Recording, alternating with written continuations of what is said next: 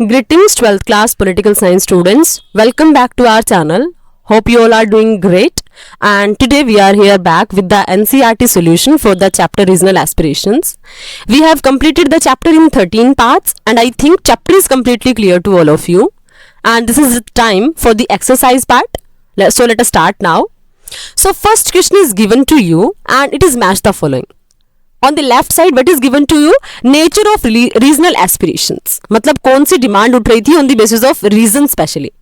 And second side the names of the states are given to you. Right? तो अब देखो ये क्या है? First side what is asking? Socio-religious identity leading to statehood.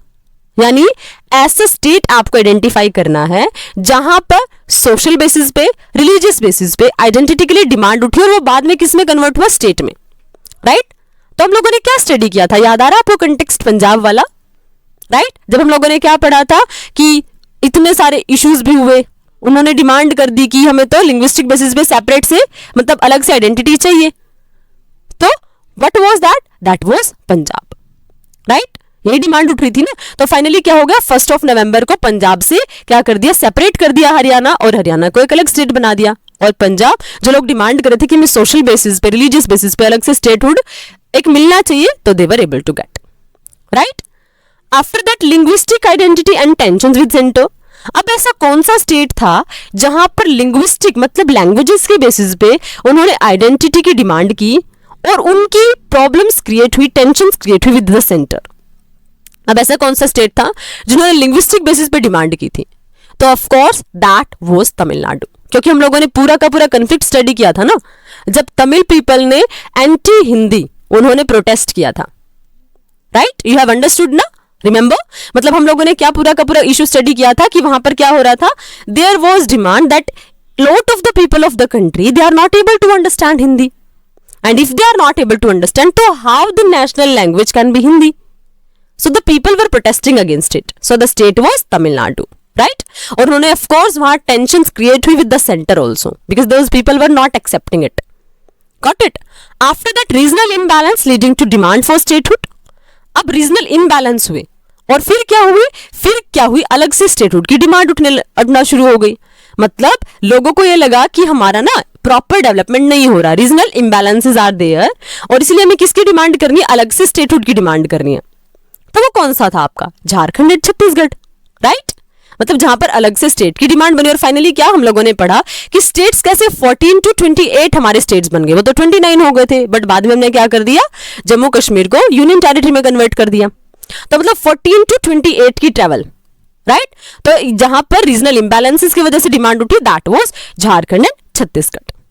After the secessionist demand on the account of tribal identity. अब देखो tribal identity of course ये demand किन एरियाज में अराइज होगी? जिन एरियाज में ट्राइबल पीपल रह रहे हैं.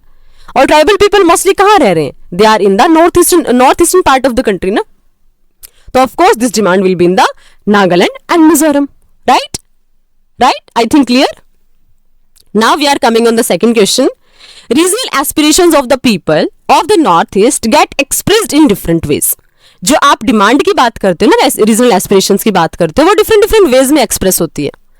These include movements against outsiders. आप लोगों ने पढ़ा था ना आउटसाइडर, जब हमने पढ़ा कि they were treating Indians also as outsiders. Why? Because the tribal people thought कि ये लोग हमारे रिसोर्सेज को डिस्ट्रीब्यूट करवाएंगे. क्या होगा? यहाँ पर ऑक्यूपेशन की अपॉर्चुनिटी डिक्रीज हो जाएगी. अगर इतने सारे लोग आएंगे तो ऑफ कोर्स कंपटीशन इंक्रीज होगा, प्रेशर इंक्रीज होगा, पॉपुलेशन इंक्रीज होगी and the people will not be able to do work. They will be having shortage of the occupation. इसलिए उन्होंने उनको क्या बोलना शुरू कर दिया? Outsiders. Right? Movement for greater autonomy. और डिमांड किसके लिए होना शुरू होगी कि भाई नहीं, हमें तो आउटसाइडर्स चाहिए ही नहीं, हमें तो ऑटोनॉमी चाहिए. ओके हमें तो ज्यादा से ज्यादा फ्रीडम चाहिए. And movement for separate. उन्होंने तो क्या भी बोल दिया कुछ लोगों ने कि हमें तो इंडिया के साथ भी नहीं रहना, हमें तो बिल्कुल अलग ही हो जाना है.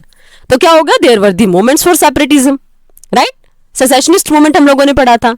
national existence on the map of northeast during different shades for these three show the states where these expression are prominently found.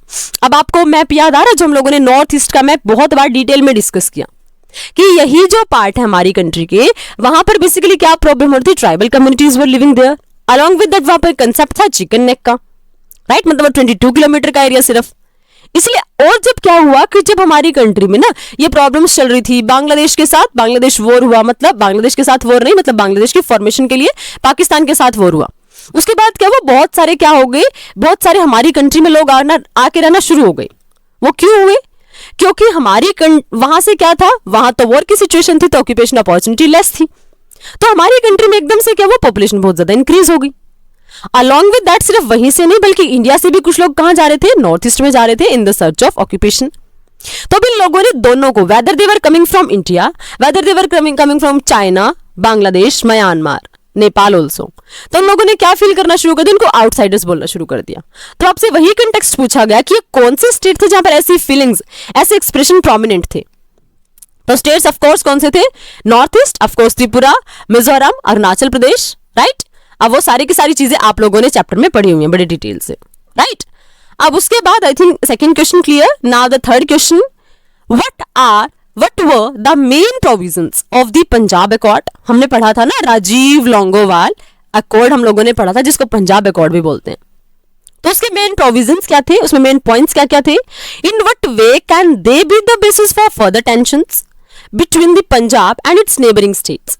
अब ऐसे कौन से वे हो सकते थे जिसकी वजह से वो टेंशंस क्रिएट कर सकते थे पंजाब और उसकी नेबरिंग स्टेट्स के बीच में। तो वो कौन कौन से इश्यूज थे, ओके। सो अब देखो, Punjab accord was an agreement signed between the then prime minister Rajiv Gandhi and Harchand Singh Longowal, then president of the Akali Dal in 1985 to be known as Rajiv Gandhi Longowal accord. अब देखो पहले इसका बैकग्राउंड एक बार रिकॉल करो, क्या हुआ था। हम लोगों ने पढ़ा था ना Akali Dal that was demanding for more autonomy for the Sikh community specially. तो फिर उन्होंने क्या किया था, जो गोल्डन टेम्पल है उसको अपने आर्म्स के लिए क्या बना दिया था, एक इंपॉर्टेंट सेंटर बना दिया। वो religious place that was converted into the arm place, जहां पर हथियार रखे जा रहे सरेआम। फिर क्या हुआ, government was in the tension. Who was the prime minister, Indira Gandhi was the prime minister at that time. तो उन्होंने क्या सोचा that we should try to solve this problem.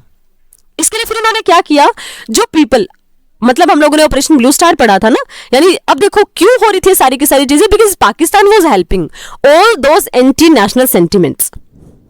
और फाइनली क्या किया, गवर्नमेंट ने भी गोल्डन टेम्पल पर ही अटैक कर दिया।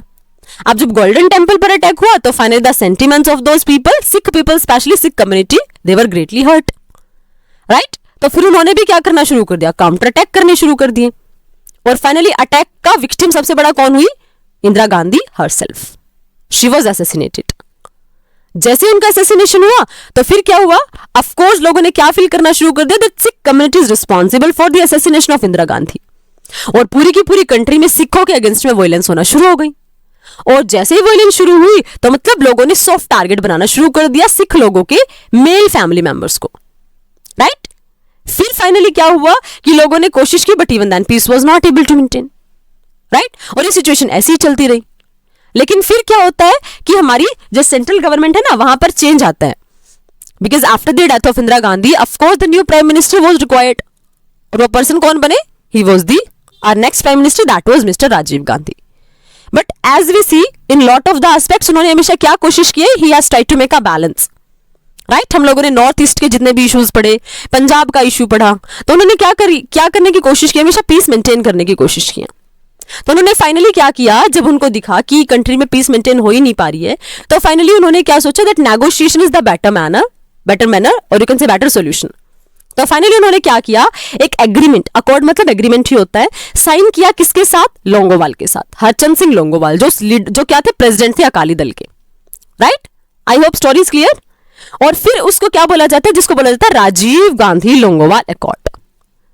उसको ऑल्सो टू क्रिएट नॉर्मलिटी इन पंजाब, और जिसका बेसिक ऑब्जेक्टिव क्या था कि पंजाब में जो पहले वाली पोजीशन है ना, हमें उसको दोबारा से मेंटेन करके रखना है, राइट। अब देखो इससे रिलेटेड कुछ मतलब पॉइंट्स थे जो डिस्कस हुए, वो कौन कौन से थे।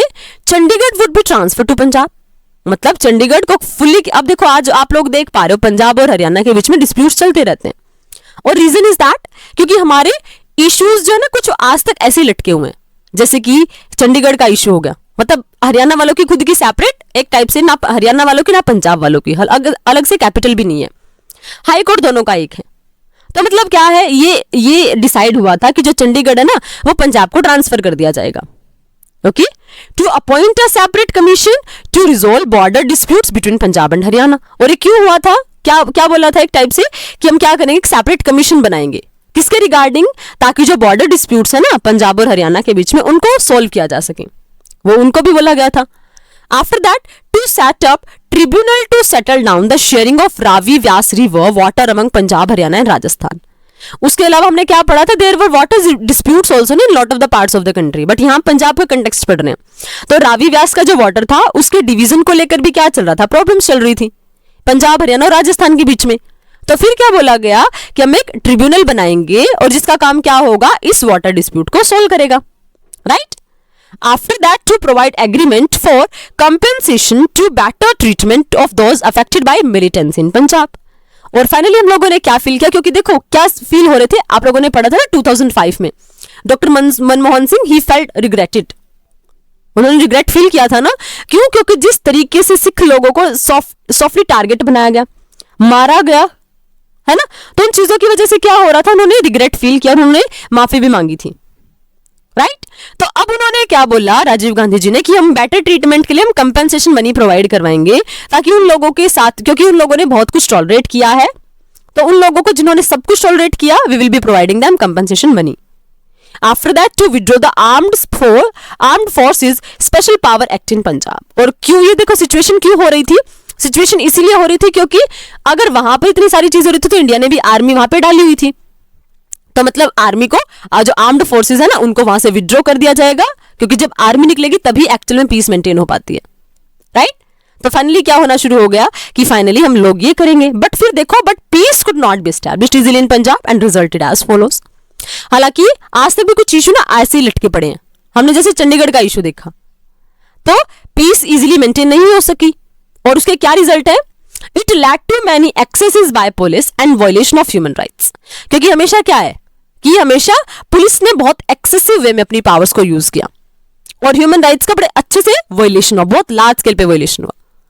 फ्रेगमेंटेड द अकाली दल, आप लोगों ने क्या पढ़ा, अकाली दल भी क्या हो गया था, डिस्प्यूट्स हो गए थे ना अकाली दल में भी, और फाइनली क्या हो गया था, कहीं ना कहीं कांग्रेस का एक टाइप से कंट्रोल एस्टैब्लिश भी हुआ था बाद में, ओके। तो मतलब कहीं ना कहीं उसकी वजह से अकाली दल में भी डिस्प्यूट्स होना शुरू हो गए। President rule was imposed and normal political process was suspended. President का रूल भी इम्पोज हुआ था, हम लोगों ने ये भी बड़े अच्छे से पढ़ा था, गेटिंग माय पॉइंट।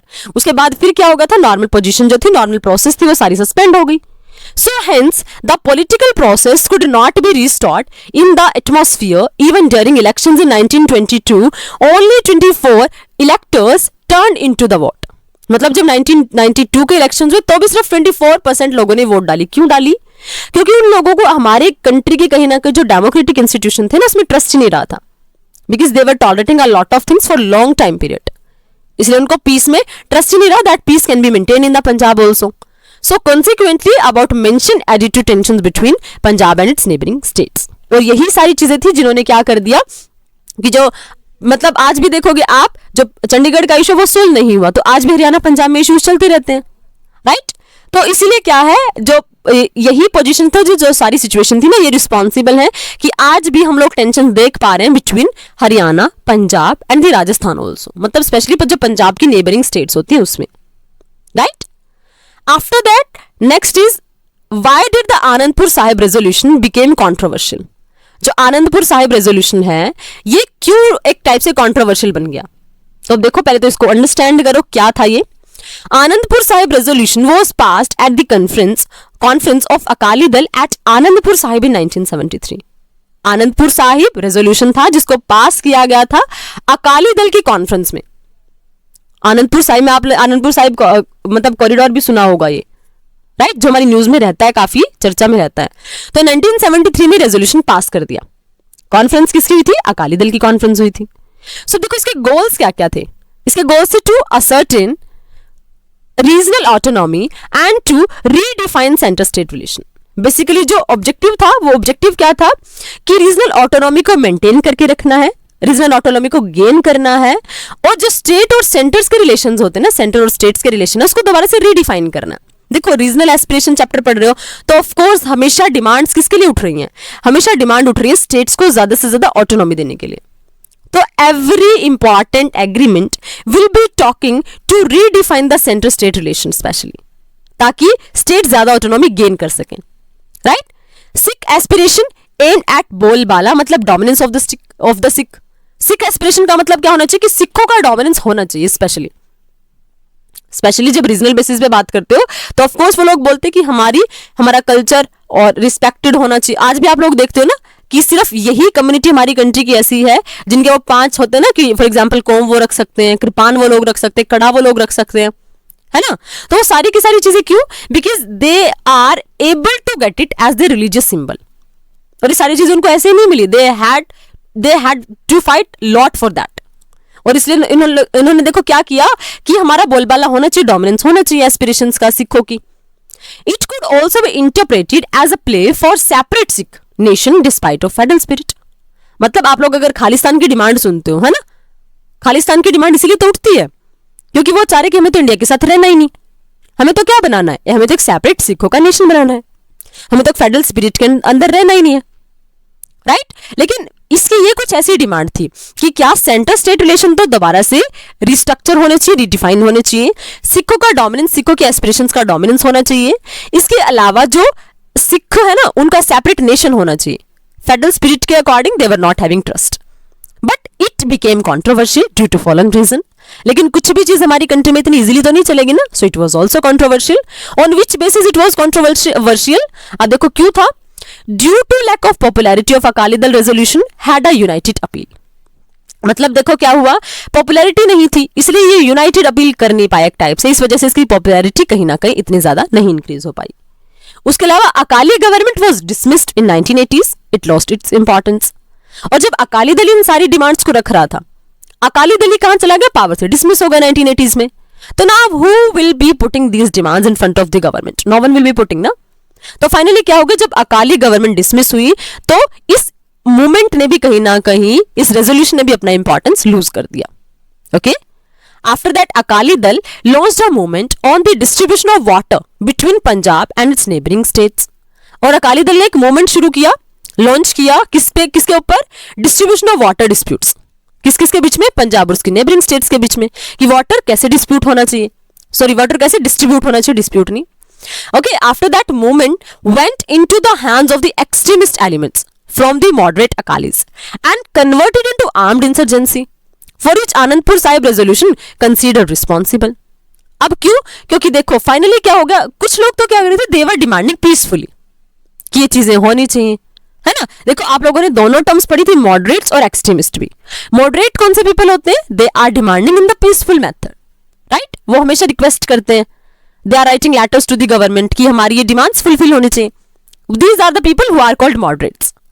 बट जो एक्सट्रीमिस्ट होते हैं वो क्या बोलते हैं कि नहीं, इन डिमांड से काम नहीं चलने वाला है। मतलब कब तक आप गवर्नमेंट के सामने लेटर्स लिखते रहोगे, कब तक आप रिक्वेस्ट करते रहोगे। So what should we do? We should use political aspects. तो ये वाले वही लोग हैं एक्सट्रीमिस्ट वाले। तो फाइनली ये जो मूवमेंट था ना आनंदपुर साहिब वाला, ये भी किसमें कन्वर्ट हो गया, ये भी हैंड्स में चला गया, in the hands of extremist elements from the hands of the moderates. और फाइनली क्या हो गया, इन लोगों ने तो फिर किसकी स्टार्टिंग कर दी? आर्म्ड रिबेलियसनेस की, आर्म्ड इंसर्जेंसीज की। और क्योंकि देखो अकाली दल और आनंदपुर साहिब था ना, आनंदपुर साहिब के रिगार्डिंग ये सारी चीजें हो रही थी, तो फाइनली क्या माना गया कि जो कंट्री में वायलेंस हो रही है, इंसर्जेंसीज हो रही हैं, तो Anandpur Sahib resolution is responsible for that. तो इसीलिए अपने ऑब्जेक्टिव्स में, अपने गोल्स में कहीं ना कहीं उतना सक्सेसफुल नहीं हो पाया, right. So I think Anandpur Sahib resolution is clear to all of you and problems also. Now question number 5th. Explain the internal divisions of the state of Jammu and Kashmir and describe how these lead to multiple regional aspirations in that state. अब आपको बताना है internal division कौन से state का? जम्मू और कश्मीर का। और वो भी डिस्क्राइब करना है कि मल्टीपल रीजनल एस्पिरेशंस के लिए कैसे रिस्पॉन्सिबल है, कैसे लीड हो गई वहां पे अलग अलग टाइप की डिमांड्स, अलग अलग टाइप की एस्पिरेशंस। अब देखो हम लोगों ने क्या स्टडी किया था, जो जम्मू कश्मीर, उसमें आप लोगों ने ना क्या स्ट्रक्चर स्टडी किया था? 3 टाइप की। जम्मू की स्ट्रक्चर अलग है, कश्मीर की स्ट्रक्चर अलग है, लद्दाख की रीजन की स्ट्रक्चर अलग है ना। तो उसके बिहाफ पे क्या हो जाता है कि वहां पे अलग अलग जब स्ट्रक्चर है तो on the behalf of that thing वहां पे सिचुएशंस भी अलग अलग होंगी, राइट। तो देखो वहां पे रीजनल एस्पिरेशंस क्या क्या कैसे कैसे राइज हो रही हैं। तो Jammu Kashmir comprised of 3 region, सबसे इंपॉर्टेंट चीज, जम्मू कश्मीर 3 रीजन से मिलकर बना है। कौन कौन सा?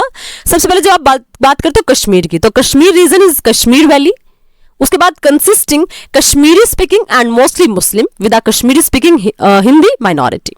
मतलब कश्मीर एरिया कौन सा, जिसमें मोस्टली आपको कौन से लोग मिलेंगे? मुस्लिम लोग मिलेंगे, राइट। और मुस्लिम के अलावा भी जो लोग क्या बोलते हैं? कश्मीरी लैंग्वेज बोलेंगे, और हिंदी स्पीकिंग लोगों की माइनॉरिटी है। ये एरिया कौन सा है? This is the Kashmir region, right. उसके अलावा कौन सा एरिया है? Jammu region is also there.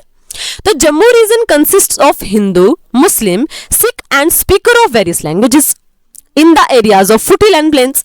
Jammu region कौन सा? जिसमें बहुत सारे लोग, डाइवर्सिटी आपको देखने को मिलती है। हिंदूज भी हैं, मुस्लिम्स भी हैं, सिख भी हैं, मतलब अलग अलग लैंग्वेजेस को बोलने वाले लोग रह रहे हैं। और वो कहां पर रह रहे हैं?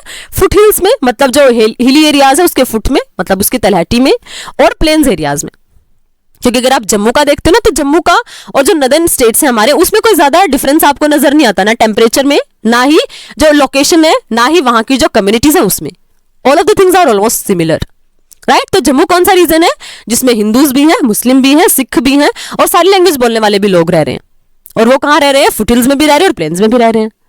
After the third region is Ladakh region. अब ये क्या है? It is equally divided between Buddhist and Muslims. अब यहां पर कौन से लोग रह रहे हैं? या तो बुद्धिस्ट रह रहे हैं या फिर मुस्लिम्स रह रहे हैं। And maintains an little population area. और क्योंकि लद्दाख में क्या है? कोल्ड डेजर्ट है ना हमारी कंट्री का, तो यहां पर क्या है? It is the less populated area, little populated area, right. अब लेकिन ये तो आपने स्ट्रक्चर पढ़ लिया कि यह है इंटरनल डिवीजन। लेकिन अब क्या, सेकंड क्वेश्चन क्या था? Describe how this lead to multiple regional aspiration. अब ये जो स्ट्रक्चर है, इसकी वजह से मल्टीपल रीजनल एस्पिरेशन कैसे स्टार्ट हो गई, तो उसके लिए रीड करना है। अब देखो, one these internal divisions led to multiple regional aspiration. अब इसकी वजह से मल्टीपल डिमांड्स अराइज होगी। कैसे? One strain of separatist to demand a separate Kashmiri nation independent of India and Pakistan. मतलब जो कश्मीरी लोग हैं स्पेशली, वो लोग क्या फील करते हैं कि हमारा तो कल्चर ही अलग है, तो हमें ना इंडिया के साथ रहना है ना पाकिस्तान के साथ रहना है। और ऐसा हो क्यों रहा है? क्योंकि आप लोगों ने पूरा का पूरा कन्फ्लिक्टिंग इश्यू स्टडी किया था, है ना, जब कैसे मर्ज हुआ था कश्मीर का इंडिया में। तो अब देखो फिर क्या है कि वो लोग किसकी डिमांड करते हैं? वो अलग से कश्मीरी नेशन की डिमांड करते हैं, जो इंडिया से भी इंडिपेंडेंट हो और पाकिस्तान से भी इंडिपेंडेंट हो, right. Some other groups want Kashmir to be merge with Pakistan. अब ये अलग अलग, देखो अलग अलग रीजन है ना, तो डिमांड्स भी अलग अलग ही हैं, अलग अलग एरियाज है ना, तो उनके अकॉर्डिंग लोगों की डिमांड्स भी अलग अलग होंगी। कुछ लोग क्या चाह रहे हैं कि कश्मीर का किसके साथ मर्ज होना चाहिए? पाकिस्तान के साथ। अब वो क्यों बोल रहे हैं? Why those people are saying so? क्योंकि उन लोगों की डिमांड ऐसी इसीलिए है क्योंकि वो बोलते हैं कि पाकिस्तान भी मुस्लिम मेजोरिटी एरिया है और वो भी मुस्लिम मेजोरिटी एरिया है, तो उनके इंटरेस्ट इंडिया की बजाय किसके साथ ज्यादा मैच हो रहे हैं? With the Pakistanis. इसलिए कश्मीर को क्या हो जाना चाहिए? पाकिस्तान के साथ मर्ज हो जाना चाहिए, राइट। उसके अलावा third strain wants a greater autonomy for people of state with in Indian union. और थर्ड क्या चाह रहा है? थर्ड लोग चाह रहे कि हमें एक इंडिया के अंदर क्या चाहिए? हमें ज्यादा ऑटोनॉमी चाहिए। मतलब हम इंडिया का पार्ट रहे हैं, there is no issue, there is no problem in that, but within India we should have some more autonomy, right. उसके अलावा the demand for intra state autonomy, मतलब हमें और स्टेट्स की कंपैरिजन में क्या होना चाहिए? ज्यादा डिमांड होनी चाहिए, ज्यादा फ्रीडम हमारे पास होनी चाहिए, राइट। और ये डिमांड किसकी? Is as strong as the demand for state autonomy. ये क्या है? जो डिमांड है ना इंटर स्टेट ऑटोनॉमी की, ये उतनी ही स्ट्रॉन्ग है जितनी की स्टेट ऑटोनॉमी की डिमांड है। मतलब हमें ज्यादा से ज्यादा फ्रीडम चाहिए, राइट। तो of course on the basis of the different physiographic division, population division, what we are able to see that the people of different region, they are demanding, some are demanding that we should be the part of Pakistan, some are demanding we should be the part of India but with more autonomy, right. So in the present scenario, most of the separatists in dialogue are trying to renegotiate a relationship of India with state with India. तो जितनी भी demands है, चाहे वो ये बात करे कि हमें पाकिस्तान में मर्ज हो जाना चाहिए, चाहे वो ये बात करे कि हमें इंडिया के साथ मर्ज हो जाना चाहिए, चाहे वो ये बात करे कि हमें इंडिया में ही रहना चाहिए but we should have some more powers. तो ये सारी की सारी चीजें आपको एटलीस्ट एक चीज क्लियर करनी है, which thing is clear to all of you, कि हमें क्या कोशिश करनी है? हमें डायलॉग करना है ना, और हमें क्या ट्राई करना चाहिए? रीनेगोशिएट, हमारे रिलेशनशिप जो है ना उसको दोबारा से मेंटेन करने की कोशिश करनी चाहिए। This thing is clearly visible in all of the example, in the structure of Jammu Kashmir also and in their all demands also, right. So I hope till here, till 5 questions, all the questions are completely clear to all of you. Next 5 questions we will start in next video. If you are having doubts, you can ask your doubts in comment section. If you are able to understand question, please like the video and subscribe the channel. We will meet in next video. Till then, keep learning, keep enjoying and stay connected. Thank you. Thanks a lot.